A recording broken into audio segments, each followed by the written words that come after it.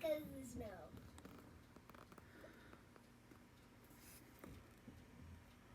But they're looking for grass to eat.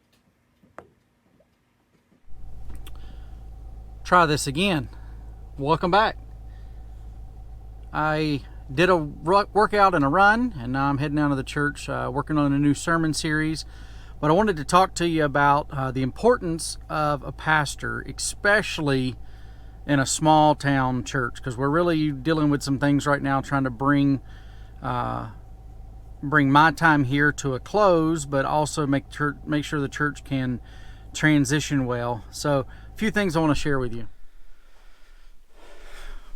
So I got here, got busy, and didn't record, but some of the things that I was thinking about was all the things that I do as the pastor here, somebody else is going to have to take up. And I've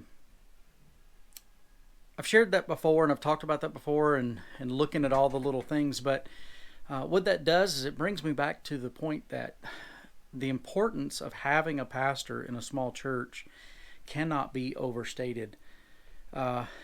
Even if they can't afford one, they need a pastor for all of those types of things to get done. And being a pastor of a small church, it means kind of you're like a jack of all trades, master of none. When you're at a big church and your singular focus is just the preaching, usually you get a dynamic person who's really good at preaching, but maybe they don't even know how to clean out a drain in the bathroom sink. They're a dynamic speaker and preacher, but they don't know how to do simple light bulb replacements on fluorescent lights. So here at the church, I've done electrical work in the lights. I've done plumbing. I've done construction work. I've also been shopping for insurance and having to deal with that. Had to do other business type of skills. So you have to have administration skills, and it's just you realize just how important that glue is of holding the local church together so that they can get some of those things done. What tends to happen when a local church like this, a tiny church, does not have a pastor, those things aren't getting done, and it also affects the mission and ministry of the church. And what tends to happen is they go into survival mode and they just do the bare necessities to keep the doors open, but they're not thriving in pursuing the call that God has placed on that local congregation. And I think that's detrimental to those churches. And so many are there.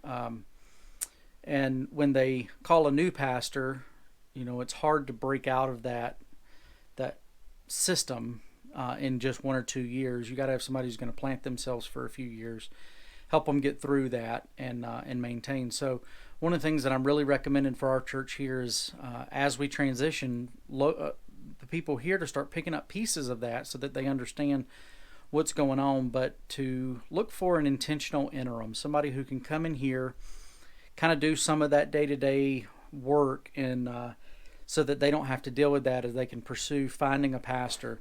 But that will also give them the incentive to go ahead and do that and not just fall into crisis survival mode and keep the doors open and try to survive. So, yeah, that's been on my mind today, especially because I'm starting a series about ecclesiology and why the church is set up the way it is, why we follow the doctrine that we do, those types of things. So, yeah, pretty interesting thoughts for today, I think. So if you're hearing this and you're a small church pastor, you are important. You are vital in the work that God is doing through that local congregation. Just finished piano lessons. Me and Jeremiah are heading home. Have a couple of things to do this afternoon. I have an ambulance meeting. And then I used to be in charge of the ministerial fund here, and I turned that over to another pastor. And one of the things that he wants to do is do a regular gathering of the churches to kind of raise money for that. And so tonight they're going to do the first little non-denominational meeting for that. I'm going to try and make it to that. So I'm gonna go home and rest just a little bit before I go to the meetings, and then I guess I'll put this video together and see you guys tomorrow.